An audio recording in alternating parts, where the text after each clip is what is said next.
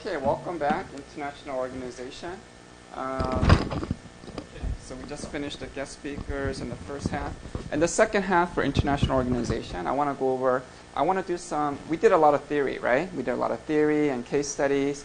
And now I want to do some like interesting, contemporary topics, okay? But since English is very hard for many students, we're not going to do too many readings. I thought we can just do two interesting case studies. One is Israel-Palestine, and the second one would be Korea-Japan. Okay? Since we're here in Korea, we can learn, especially Korea-Japan firsthand. Okay? This week is about BDS. Okay? Now, what does BDS stand for? Okay? Let me ask somebody in the back. What's your name? 멋있는 남자 in the back. That's you. Yes, what's your name? Hokkien. Hokkien, what does BDS mean? Don't look. Close your eyes. What does BDS mean? Or you don't know? Right, boycott, divestment, and sanctions. Okay? Try to do the readings in advance. Okay? It's in Hanyang-in. I emailed you. Okay? I spent a lot of time to make a really exciting second half of the semester, but it has to be both ways. Okay, all right. Now, why BDS? Okay, for those, I thought maybe we can start with a kind of an interesting video. Okay, especially for those who are kind of new at this. What is BDS? In 2005, Palestinian civil society issued a call for a campaign of boycotts. Do you know who this is? Yes, and so BDS people love Scarlett or hate Scarlett? Like or dislike? No, dislike. The activists, the Palestinian activists, the BDS activists, they do not like Scarlett Johansson because she supports the Israeli company SodaStream that has a factory in the West Bank. Okay. Anyway, so there's a nice video that we can play.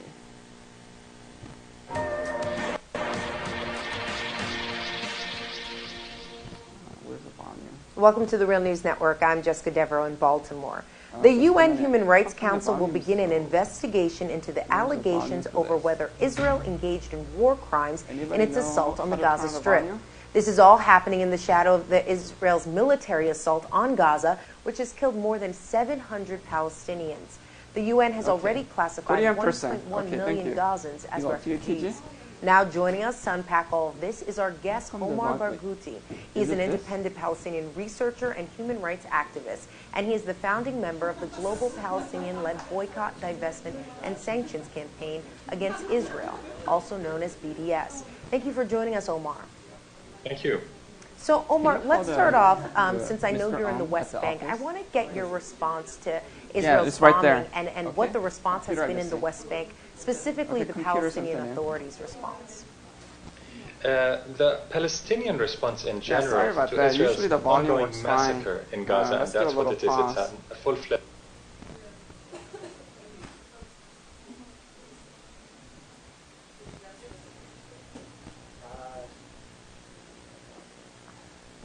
Okay, for those who came in late, don't forget to do the sign-up sheet. If you attended any of the field trips, please mark that please mark on week 8. So make sure that week 8 is not blank. Okay, this is week 10, so you need to mark. You need to write your time for week 10 Tuesday. Assault on Gaza, which has killed more than 700 Palestinians. Okay, let's watch the video. The UN has already classified 1.1 million Gazans as refugees. No talking now joining us to unpack all of this is. Okay. No talking. Okay? All right. Now let's start. Class has started, okay?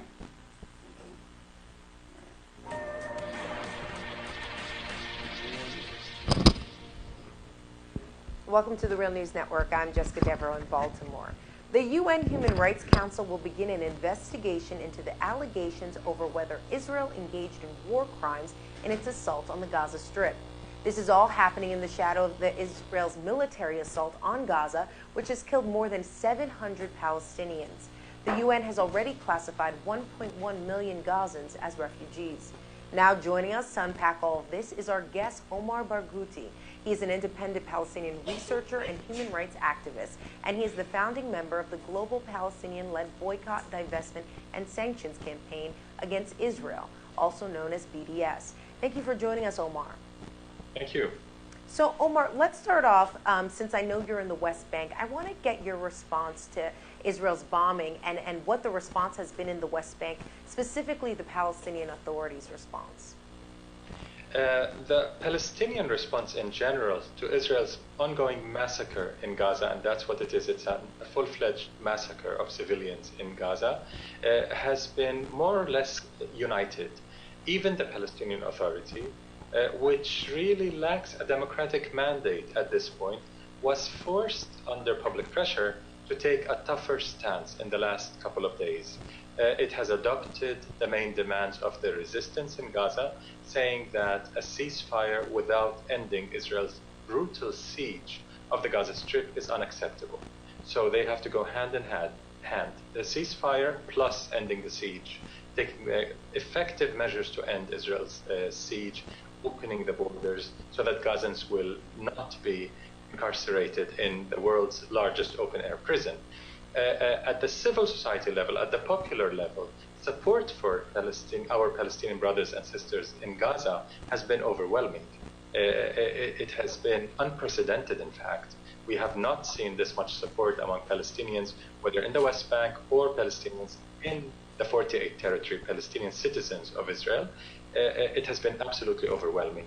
Support for the resistance, support for defending Palestinian rights in Gaza and everywhere else. Yeah, and Omar, some people are suggesting that the real motivation for this aggression is that Israel would not accept that unity agreement between Fatah and Hamas. How much do you think this unity agreement motivated Israel's attack? I think it's one of the motives, but Israel has attacked Gaza 3 times in the last 6 years.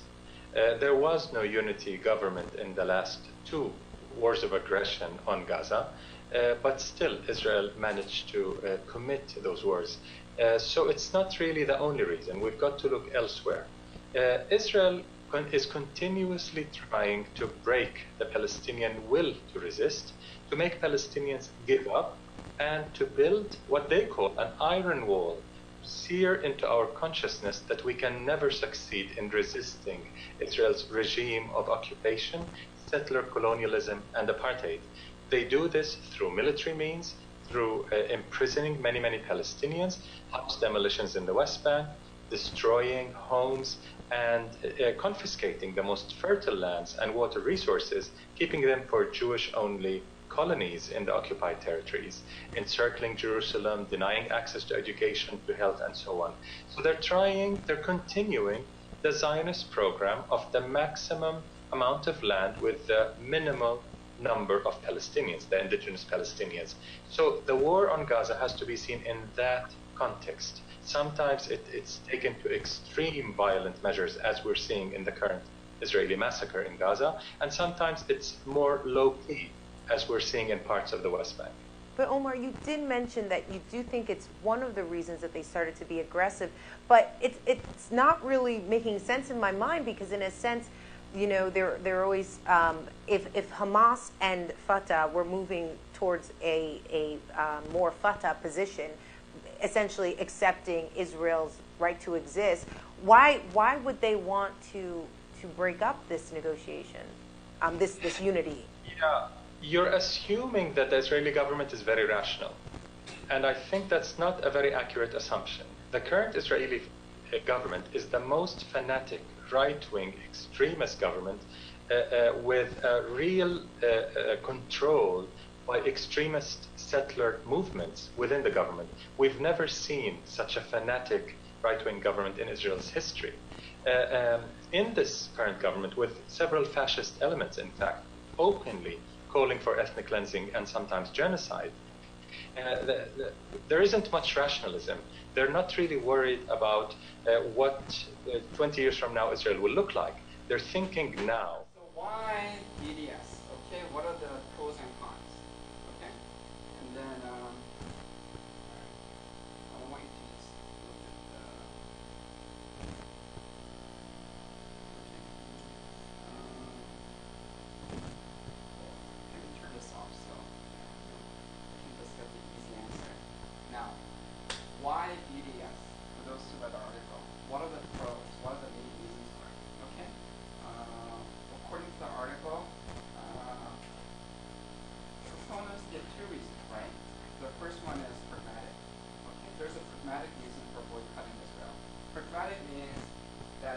strategy will work.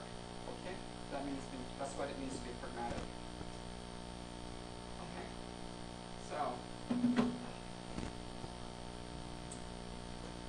So why do people like Omar, or Judy, thinks that boycotting Israel will work? That it's going to shift Israeli strategy. Okay. Let's ask some people in the back. What's your name? Ricardo. Did you read the article? No. Okay. Raise your hand if you read the article. 1. Okay. Anybody else? Semi? Okay. Raise your hand if you read the article. Okay. 1, 2, 3. Did you read it? Or just do this? Yes. Okay. All right. So you guys will get 8 pluses, and I don't know about the rest of you. You need to read. I keep, week 9. I know a lot of you were tired from the midterms. That's why I didn't have any meetings for week 9. You should be fresh now. Okay. How come people didn't do the readings? You had that, right? Yesterday as well. Okay, but did you also get my email that I sent to you last week? I sent the readings like 2 or 3 times, right? And I also put it in Hanyan. Okay. Anyways, very important to read, okay? Because we want an interactive class. I don't want this to be like a top-down lecture. If you don't have the readings, then you should email me. Okay? Don't just be passive. Don't be like this. Okay? You're responsible for your own learning. If for some reason you don't have the article, then email me or look into my mail. Okay? All the readings are there. Okay? But for those who did do the reading, thank you. The pragmatic reason is what? For those who read. You kind of read, right? Okay. What's the pragmatic reason for BDS? The pragmatic reason. Why do people think it's going to work? Okay, yes. What's your answer?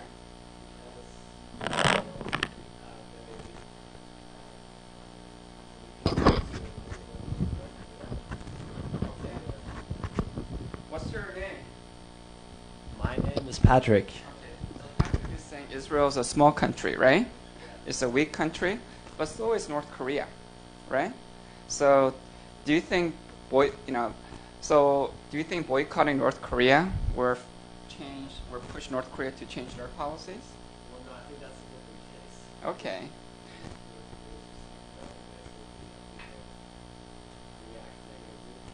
Right. So, what is the difference between Israel and North Korea?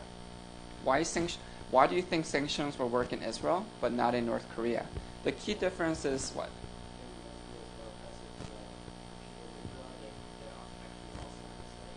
Right, exactly. Because Israel is a democracy. It's a liberal democracy, right? So people have a say. So if people are hurt by the sanctions, then they're pressure their government. You see? So this is an analogy with South Africa. Because South Africa was also a small democracy, okay? And so, if you sanction the country, then people will feel, people will be hurt from the sanctions, and so they're pressure the government, okay? But the people in North Korea, no one's gonna pressure, no one's gonna lobby and demonstrate against Kim Jong-un, okay? That's why the activists say it's more practical. This is the reason why we boycott Israel, but not North Korea, okay? But the second reason is more moralistic. Okay, moralistic means we should do something not because it works, but because it's the what? What does moral mean? Moral means is the what does moral sound like? Right, you do it because you think it's the right thing to do. Okay? And so you want to punish Israel because Israel is what? Right, because Israel is bad. It's an oppressive, murderous state. That's what Omar said, right? And so for both reasons, pragmatic reason and moral reason, you want to boycott Israel, okay? And again, the analogy is South Africa, that you should boycott South Africa because it's a small, vulnerable democracy, number one, pragmatic, and two, because South Africa is bad, because they're a racist state, just like Israel today. That is a claim, right? And then I think, especially I think students from like Europe, this is a big issue in your countries, right? Have you heard about this issue before? Whether you should boycott Israel, okay? So maybe not so much in Hong Kong, right? But I think in Israel, but I think in Europe and also some places in North America, boycotting Israel is a huge topic. It's a huge topic in every American campus, and I'm sure in many European campuses as well. Okay, and so because it's such a big issue, my friend Joy and I, we decided to write about this, and then we really examined the South African case. Okay, and we said that, well, if you really look at South Africa, sanctions only work because sanctions do not work by themselves. What do you need for sanctions to work? You remember?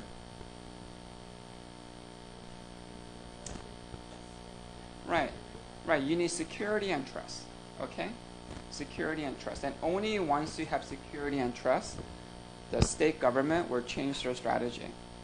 Okay, and the example that I gave was that, how did security improve for South Africa in the 1990s? What happened in the 1990s?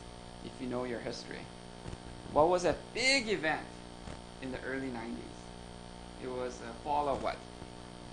What? No, even bigger. Right, communism. Okay, not China. The Soviet Union, right? And so the Soviet Union collapsed in 1991. Okay, because I remember growing up in the 70s and 80s. And did anyone watch Rambo? Yeah, right. And so I think the film was made like 1985, 86, okay? This was in the height of the Cold War. And people thought there was this great clash between the communists and the anti-communists, okay? And the communists threatened, world revolution. And South Africa felt that, the white government thought they were threatened by the communists because the African National Congress and also SWAPO, there was another rebel group, okay, in Namibia. They were both led by communist leaders. So Nelson Mandela was actually a communist. He was a secret communist, but he was still a member of the South African Communist Party.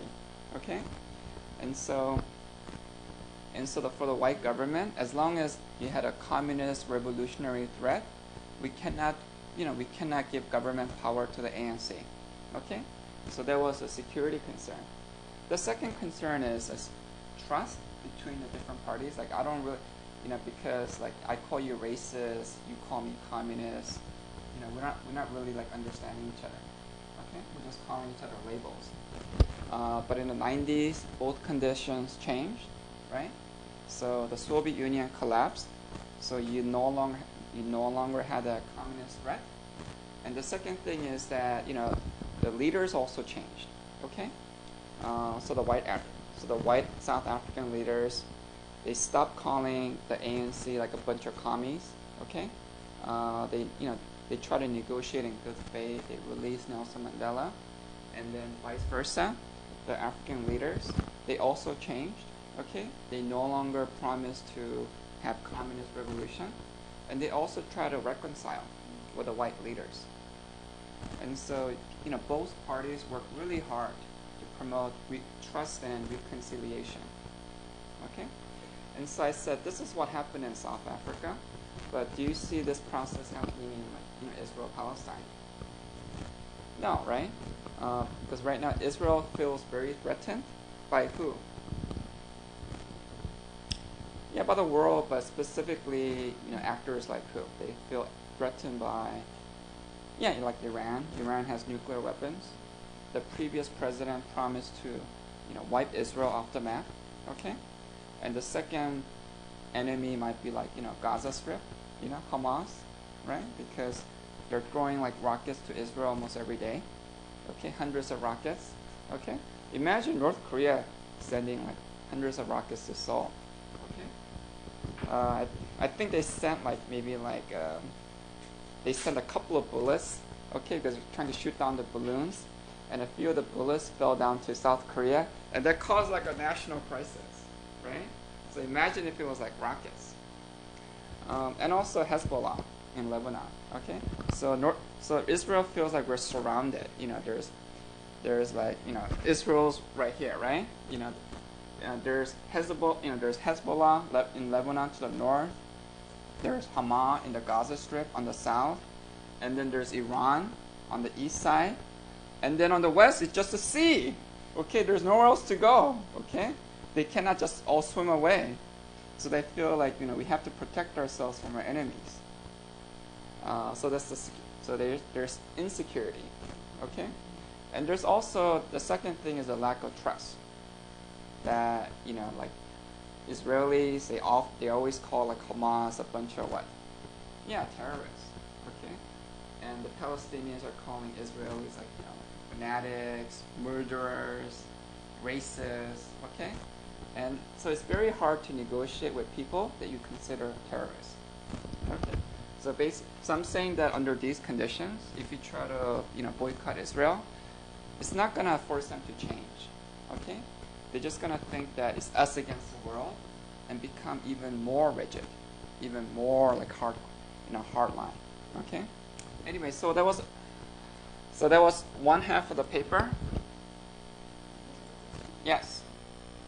But is that really so? Because I'm not really sure, but isn't their army and a lot like coming from the U.S.? Yes. So if the U.S. decided, I'm not saying it's right or wrong, just a question. If the U.S. decided to boycott them, they probably won't have an army left, right? So they couldn't be strengthened. Okay. Or is it like that?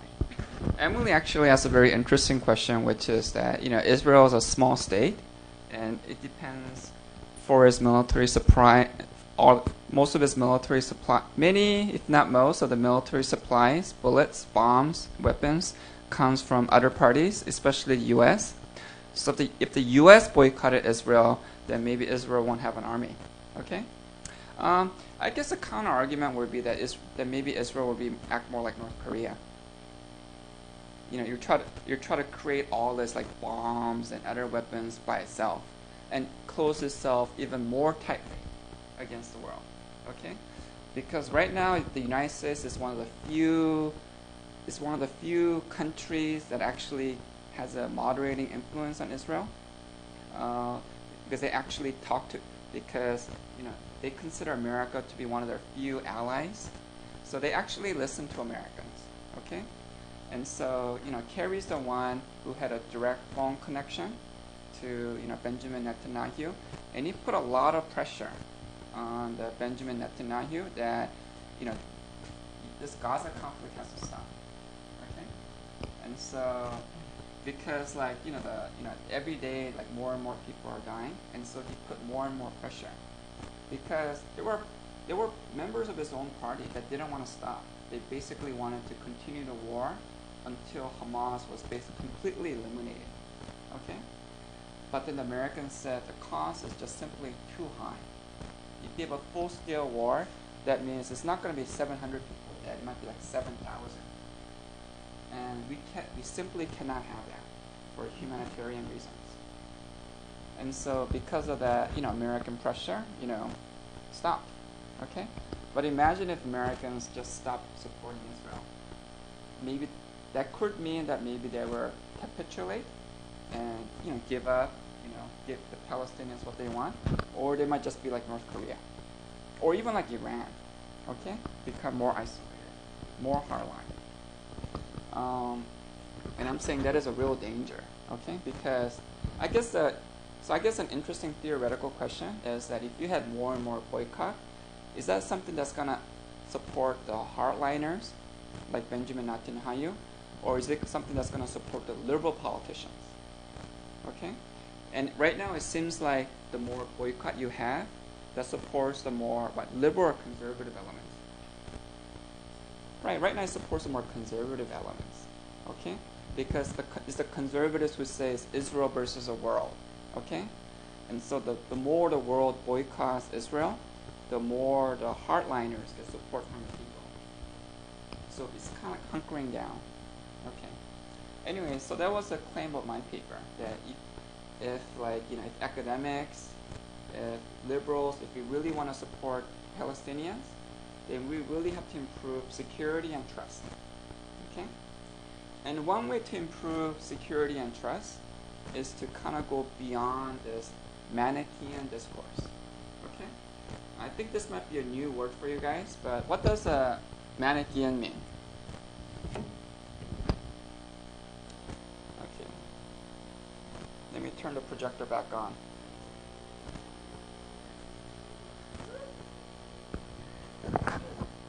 Okay. Now, one of the key words that I use in my paper is Manichaean. Okay. Has anyone heard of the term Manichaean before?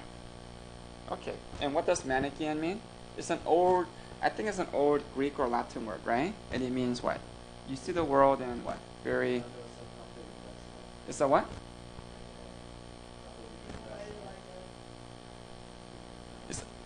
No, it's not a mannequin, right? Manichaean, okay? Is it? Okay, that's fine. Sounds the same. Good try, but wrong. Anybody else? Okay, Manichaean, okay? Manichaean basically means you see the world in terms of black and white, God versus Satan, okay? And a lot of political discourse today is very Manichaean, that we're the victims and you're the what? What's the opposite of victim? Right, oppressor. Okay? And so this discourse is very common today. Okay? And I'm saying that, well, if you have this kind of victim discourse, it might lead to one of three results. Okay?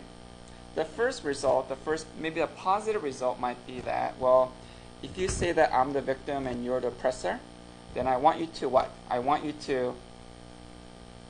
What do you want the oppressor to do to you? Oppress you more?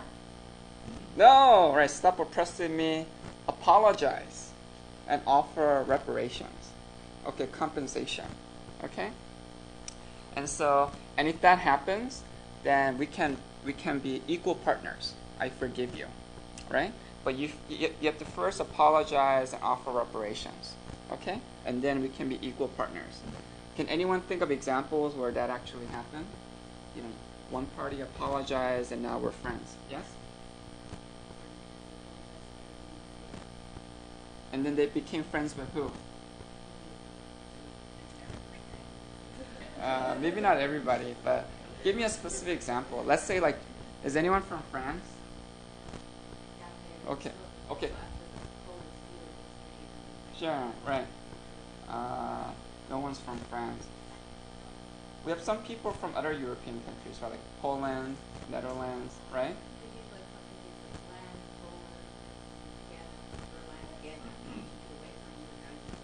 Anyway, but the question is, like, I think Germany apologized and offered some compensation to countries like Poland, okay? And the question is, do countries like Poland or Netherlands or other places where Germany invaded, do they accept the apology? Do they accept Germany as an equal partner now? Yeah, for the most part? Okay. Okay, you never forget, but you still move on? Right. Sure. Right.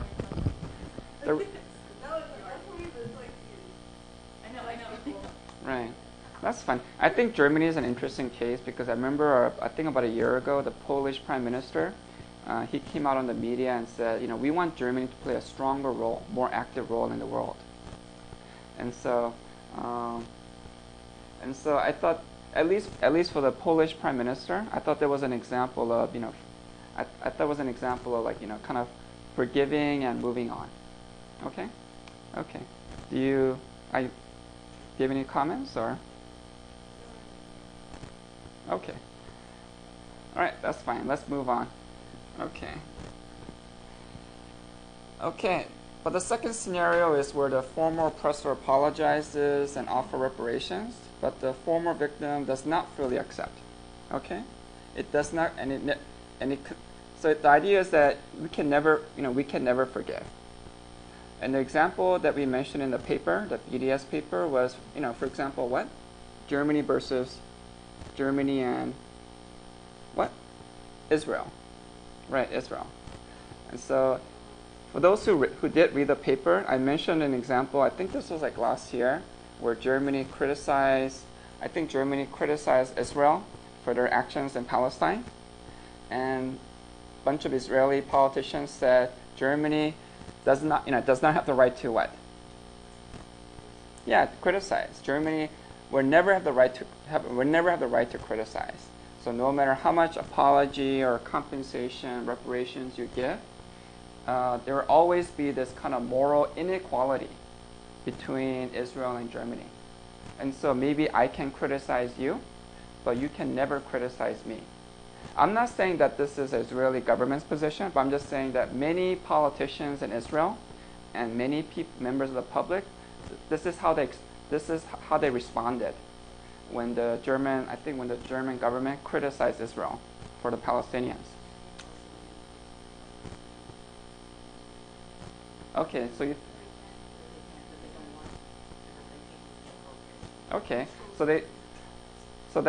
you're saying that many people in Germany agree with Israelis, right? That there always be this inequality, and that Germany can never be a full equal partner. They can.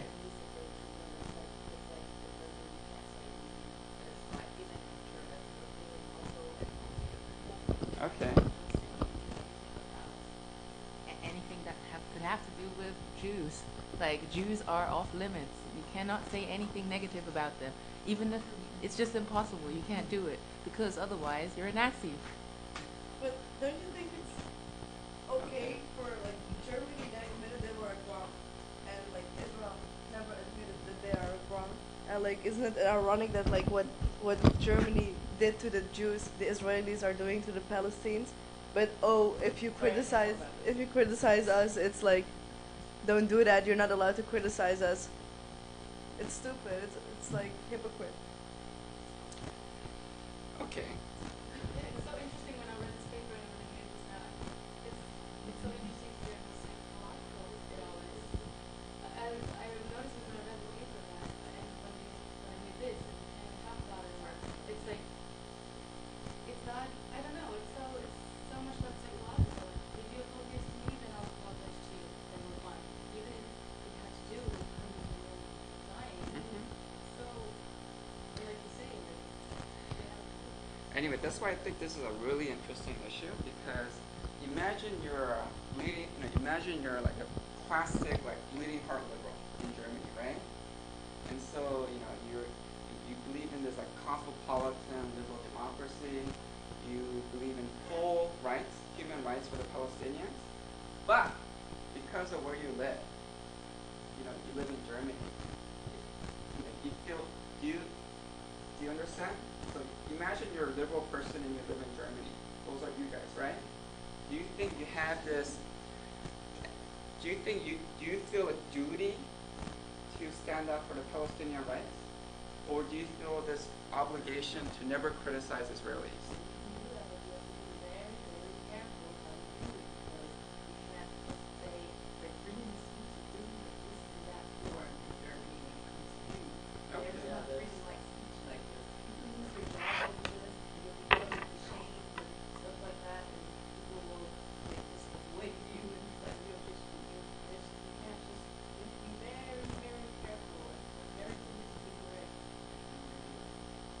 Being a little hypocritical, you're saying that I have to do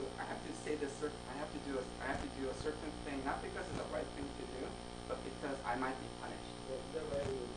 Okay. All right.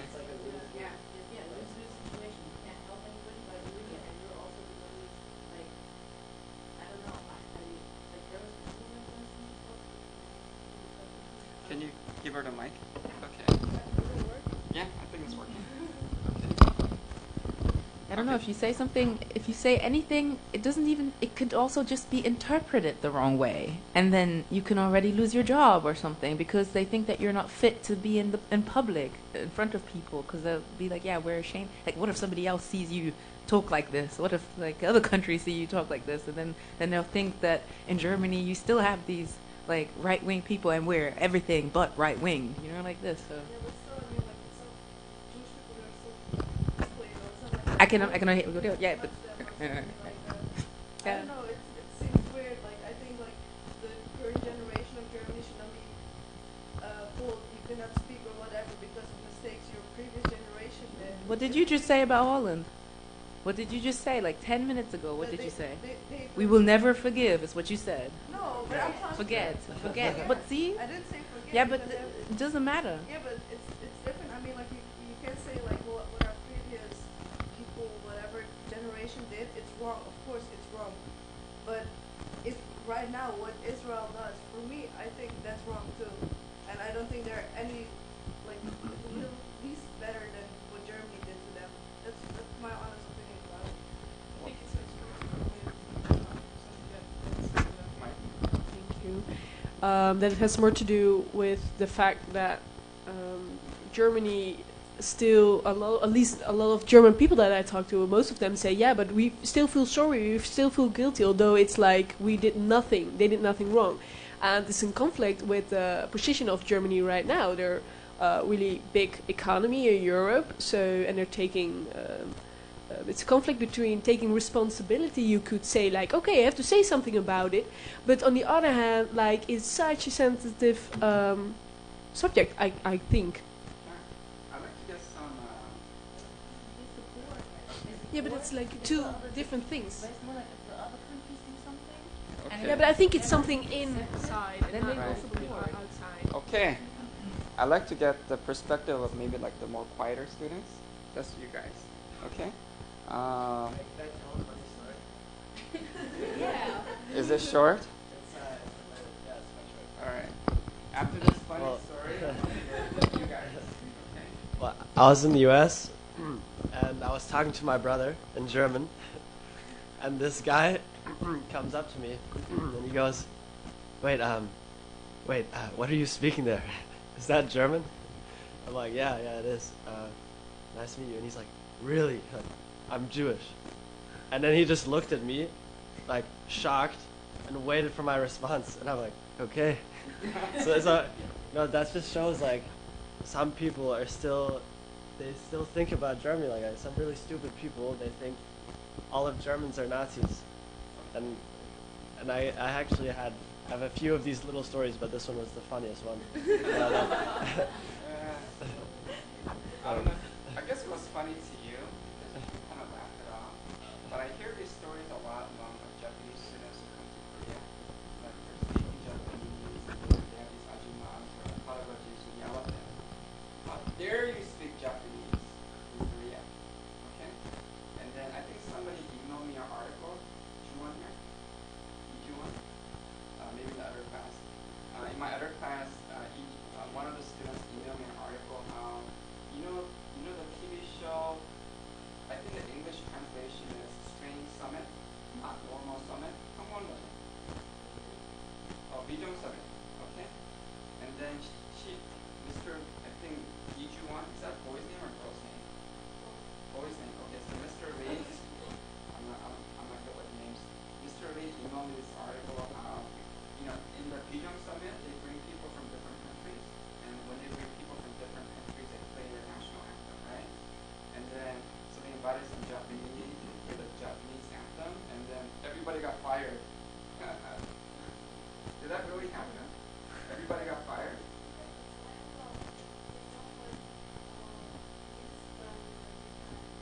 Right, we made it was colonized Korea. Right. But it's still the national anthem of Korea. I mean, of Japan, right?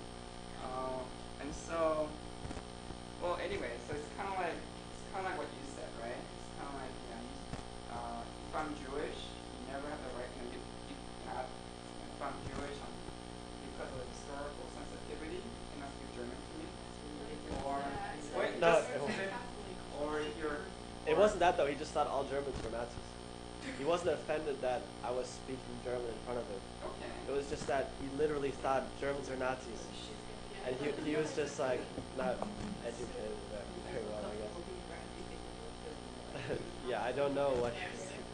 Anyway, right. So let's first talk about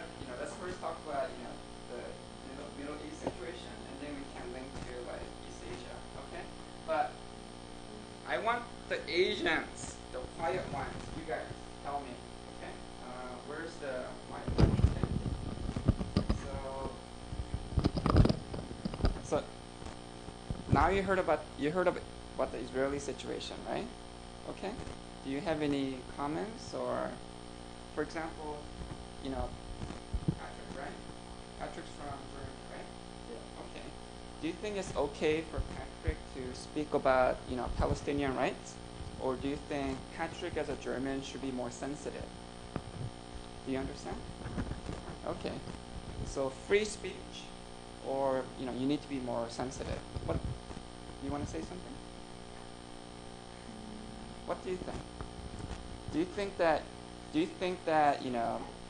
that it's time for Israelis to forgive and treat Germany as an equal partner? Or do you think that, you can never forgive?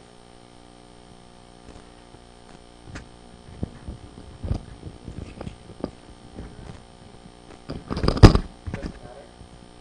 If he is German or not. Okay. How come it doesn't matter if he's German or not? Because all Germans don't have same opinion regarding these issues. Okay. So if the nationality affects some also what so it's not the important factor. Sure. What's your name? Thai. Hi. So I say, you're not all Nazis, okay? Yes, thank God. So, Germans have, Germans are, there are all kinds of Germans, like people in general. So, I guess she's saying we should basically treat them like everybody else, right? Okay. Do you have any thoughts on this issue? You mean the government or just general citizens?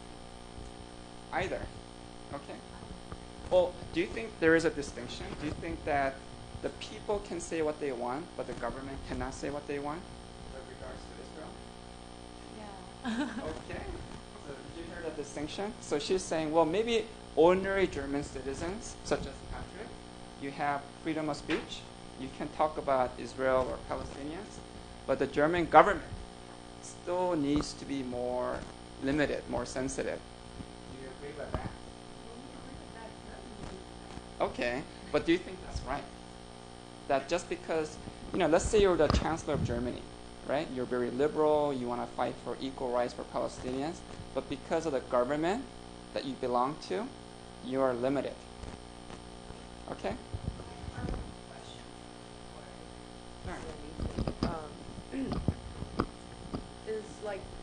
Is the German government doing something that is like offensive towards the Jewish community? Is that what's going on, or is it just the history that the Jewish people are still, feel like they are victims? Well, I think I don't think it's like it's not like World War II over again, but I think there are certain issues, for example, whether we should recognize Palestine, right? So Sweden has recently recognized Palestine as an independent state. And Sweden has pushed Israelis to support human rights for Palestinians.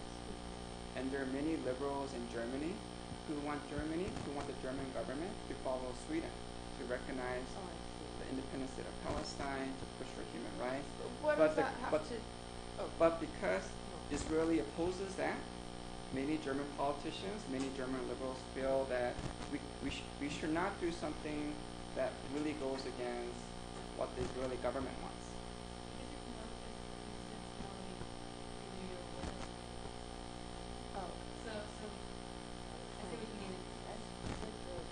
But it's like they don't really need to take a stand, do they? I mean, if they decide, because I don't understand. I mean, if that's what the Israeli government wants, but like if Germany doesn't, act on it, then that's okay. It's not like they're doing anything against them per se. I mean, we also see like research and how do Israelis, just like how they feel about Germany now, what do they think about the Ukraine at the moment. Their opinion about Germany is not that bad, so we kind of don't want to change that, I guess. I think it's like that because they don't have. Because if you're a liberal Israel, basically your view, are pro-Palestine. Like, basically that's what you think if you're in the generalizing. So I think that you don't have to say anything against Israel, but if you're pro-Palestine, Israel think that means you're against Israel. What it doesn't have to mean, you can be pro-both. So I think that's it.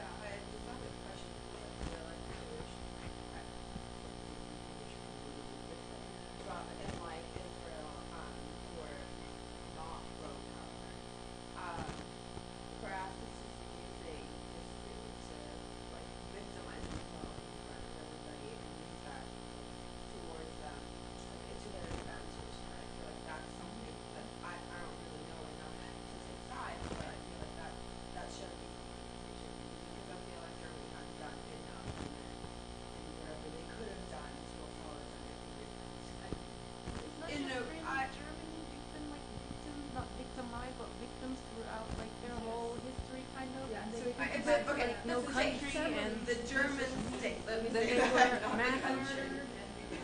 but yeah, it's also a very that's a really small part of things like that because of course there are families that you have all kind of victims. People always will be or want to be or somehow the victim. In Korea could pretend like there are people who can still pretend like, oh, I'm the victim and oh, it happened to us, like, but you can also act the other way. So most Jews do not act like that. And of course you have families, I think, due to the history or to the situation, like in Israel, it's completely different Jewish life than you have in the Netherlands or in Germany. So I think I get your point, but I think it's a really small group that just affects like by how you're raised by your parents and which school you go. Yeah. Anyway, we need to move on, okay? So basically I'm saying that, I'm just saying theoretically, okay? You can potentially have three scenarios between victims and oppressors. One is that, victims and oppressors, you apologize, you forgive, you move on, okay? And then, a good example might be like Germany, France, or Germany, Netherlands. You don't forget, but you moved on, right? Okay, all right. And Emily's saying yes. In Sweden, we moved on. But we were not. We were too shy. We were too scared to be in the World War II, so I should not talk. Okay. So we were too not. Okay. We were not that good country. Okay, that's first scenario. But the second scenario is that we can never forgive, no matter how much apology. Okay, there's always this lingering bitterness. Okay, and then starting next week, we're also going to talk about the comfort woman, another very controversial case. And I think a good example of this was in 1994, when you had a socialist prime minister in Japan, Tomichi Maruyama, and he gave a very strong apology, and he offered like compensation, the Asian Women's Fund, which was a private public fund. Okay, and so although he was the most liberal, pro-Korean, prime minister in Japanese history, his apology and his reparation policy was basically rejected by the Korean government. They said it's not enough, and the Korean government actually gave a lot of money to comfort women if they rejected the Japanese reparation, because they said if you accept, that means the idea is that if you accept Japan's reparation, then what? Right, and I guess the idea is that this is not good enough. Okay, so we don't want you to accept the reparation yet. We want something better. Okay, but anyway, so that was in 1994. Okay. No, it's becoming worse and worse. But what would that be? What would it be? Money or land or what? We can talk about this more next week. But the idea is that I think we're also. I also organized a special field trip to the Comfort Women Museum and talked to the activists themselves. But from my understanding, they want an official apology that what Japan did was criminal, and they want 100% government money to go to the Comfort Women. But what Tomichi Maruyama did was that he offered a sincere apology and remorse. And number two, he could not get 100% government funds, so he did it basically 50-50. That we're going to ask for donations from the Japanese public to give to the Comfort Women,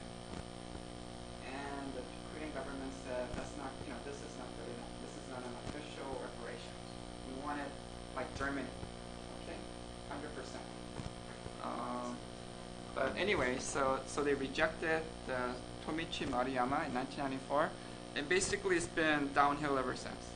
Okay, so we can read about that later. Third scenario is that each party claims that I'm the victim and you're the oppressor.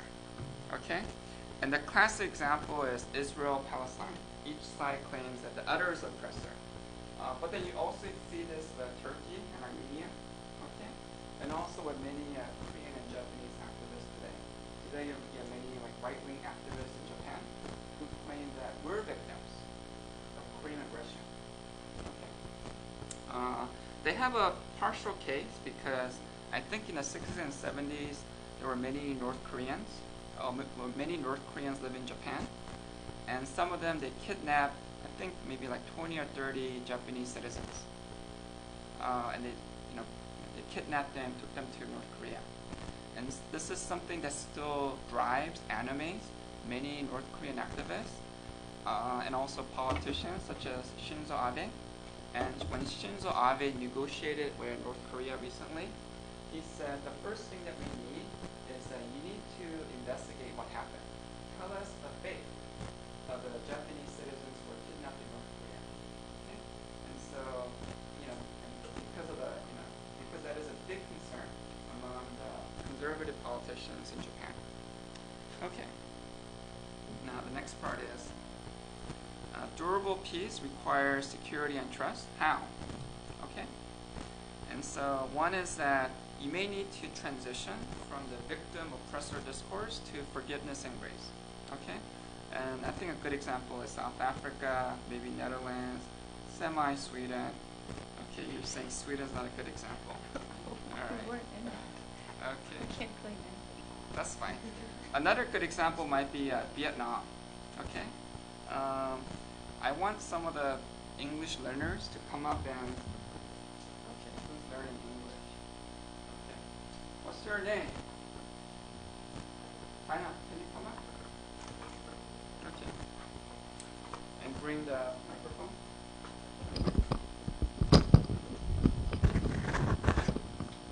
Can you read this for me? Japanese Prime Minister. I'm no, Vietnamese Prime Minister. The Vietnamese Prime Minister Phan Văn Khai has said his country didn't expect any apologies from the powers that once fought wars on its soil. Mr. Khai told the news conference at the end of ASEAN summit that his country wanted to cross the past and looked forward to the future. His comment came a day after the South Korean President Kim Dae-jung expressed regret for his country's actions during the Vietnam War, when South Korean troops fought alongside the Americans. Right, because as you know, Koreans, you know that Korea fought in Vietnam, right? Right. I think Korea was the second largest contingent after the Americans, and wars are nasty business, and many Vietnamese women became pregnant from the Korean soldiers. Okay, and so many bad things happened. And then Kim Dae-jung, when he visited Vietnam, he wanted to express his regrets, not apology, but a regret. Okay, because it's hard to apologize politically, but he wanted to express regret. But the Prime Minister of Vietnam said, it's not necessary. A lot of bad things happened in the past. Let's move on. Okay? So he welcomed Koreans to Vietnam. And now Vietnam is very popular with Koreans. I think Samsung's largest factory is in Vietnam. Okay? So I think in a way Samsung feels more love from the Vietnamese than from their own Koreans. Because Koreans are always doing this and demonstrating against Samsung. Okay. All right. So this might be. I thought this was a good example of grace. Another claim that is that history is always a very complicated issue, and so in order to find common ground, that we need to listen to each other, and there are different narratives to reach the truth. Okay. This quotation comes from from a student from the Northeast Asian History Academy. Okay, so the Korean government created this new academy to promote historical discussion between students from different nationalities. And instead of just a top-down lecture, the professors encourage people from different countries to speak and share their different narratives. And the idea is that through discussion, we can find the truth. Okay? Maybe not right away, but it's an incremental process. So the idea is that we need to listen to each other. National media often reflects very Manichaean nationalism. Our side is right, the other side is wrong, or they present, outdated, incomplete view of the other. Okay, and this is something that we talked about in last week, right? What Gabe from North Korean Ministry, how the South Korean media, they often present information which is very outdated. Okay, it's like maybe 5-10 years old, or it's incomplete, or it might be biased. And so if you really want to understand North Korea, you have to go there. You have to talk to real North Koreans. Okay? Same thing with like Korea, Japan, or Israel, Palestine. If you really want to understand the other side, listen to the other side. Listen to their, read their newspapers, talk to their people. Okay? All right. Okay, that's basically it. Okay. And then, anyway, our class values open, respectful discussion. This includes asking tough questions and challenging each other intellectually, so we can all be better learners. Okay, so in the second half of the semester, I want to discuss important but also controversial international issues. So I want us all to have discuss this in a intellectual, challenging, but also respectful way. Okay, all right, sounds good. Okay. Was there anything else? Okay. Oh, for those who listen to guest speakers, let me just discuss this quickly. For those who listen to guest speakers, you needed to have emailed your comments to the TA by Monday. If you didn't do so, you get a late grade. I read all your class evaluations. I appreciate your suggestions. Did you get my email on this? Okay, I read all your evaluations very carefully, and because I'm always thinking about how can I make the class better. Okay, so you tell me. Okay, do you want me to do this? You do not want me to do that? Tell me, because I'm always, I want to be a better teacher. Okay, and then there were 3 things that I thought was really helpful. One is that when professors or student discussants talk, students need to be respectful and not make private conversation. Okay, number 1. Sounds good? Okay, all right. And 2, if you do not understand any concept, claim, or example in the class, tell me. Please write your question in the weekly summary. I think oftentimes in the universities here, I think students are used to kind of that top-down lecture that, professor tell me everything I need to know. Okay, but do not depend on other people to tell you what to do, to tell you what to know. Okay, I want you to be a more active learner. Okay, and I want you to, and then ask me questions, a lot of questions like this is something I don't understand, or can you clarify that? Okay.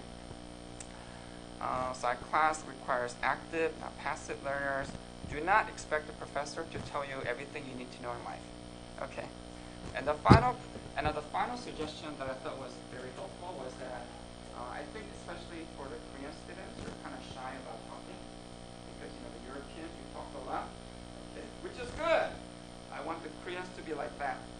But I think the English learners, they suggested that maybe a small group is better. It's more intimate for talking. And so they suggested that as number 1, maybe we should have small group meeting, and 2, I want to meet more different kinds of people. So I was thinking that from now on we can meet every week. Okay, we'll meet for 3 weeks, and then we'll switch teams. Because we just have 6 more weeks of classes. Okay, so that way we can be members of 2 new teams. Okay, does that sound good? Does anyone disagree? Okay, all right. Then I guess consensus. I guess 1, 2, 3. It's all good, right? So all right. Okay, so that means that yes. you have to, the email that I sent you, the syllabus said you have to, according to the syllabus, you have to submit at least 2 new essays. Okay? So, but if you submit more, I consider that extra credit. Okay? So the bottom line is that I think this class is a real great opportunity for you to speak and write in English, get feedback from other people.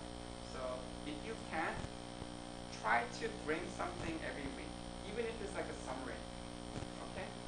You have to do at least 2, but if you do more, I'll give you extra participation credit. That sounds good? Okay. All right. Okay, and then I revised the syllabus for the second half. Let's go over the syllabus real quick. Okay. I spent a lot of time reading your evaluations, and I spent a lot of time thinking about how to make a better class for the second half of the semester. Where's my syllabus? Okay. Okay. A lot of students said, don't give us too many readings. So I said, okay, we'll just do 2 case studies. All right, so this is week 10. We're doing Israel, Palestine, BDS, okay? And then for weeks 11 to 14, we're just going to do 1 more case study, the comfort woman case.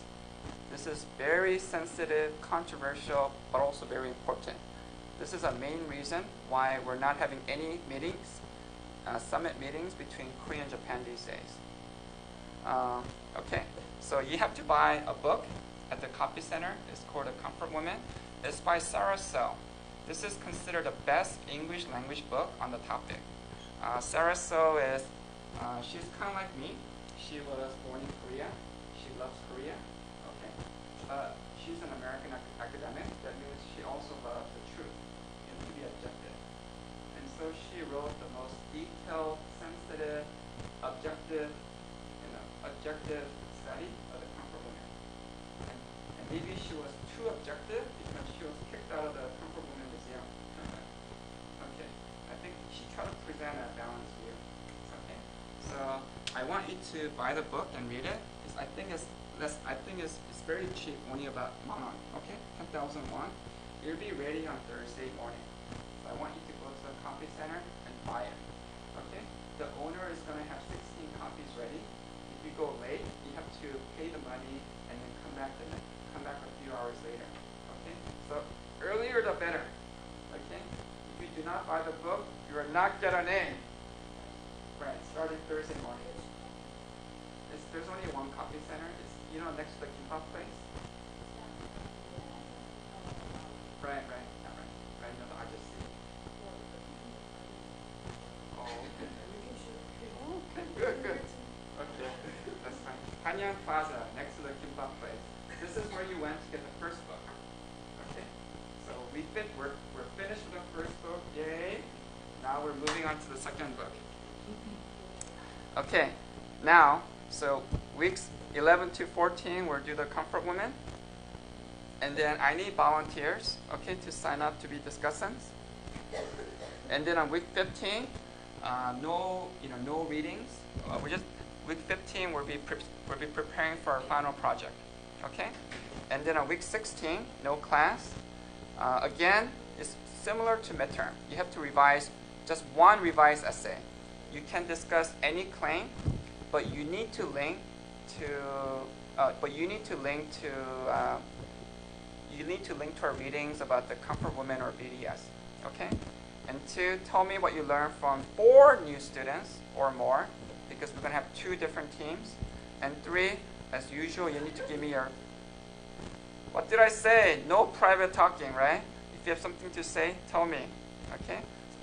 So this is So this is similar to midterm. Revised essay, summary of what you learned from students, and then your personal, peer, and class evaluation. Okay? Now, in terms of extra credit, because I know some of you're working hard on your critical summaries, you do all the readings, I want to reward you. So for extra credit, you can give me a critical summary of all class readings and discussions. Okay? So you work hard on the readings, then give it to me. Okay? Critically summarize all the readings. So don't just tell me what the author said. Tell me what you thought about the authors. Okay? Or number 2, you can post on Hanyangin. So that way other students can access your work. So I will be counting the number of postings in 한양인. So that means that can either be your posting or your comments on other people's posting. You get credit for both. Okay? It's because I want you to give feedback to other people too, both orally in the team meeting and also online. So the more you do, the more extra credit you get. Okay? Yes? Then don't do the extra credit.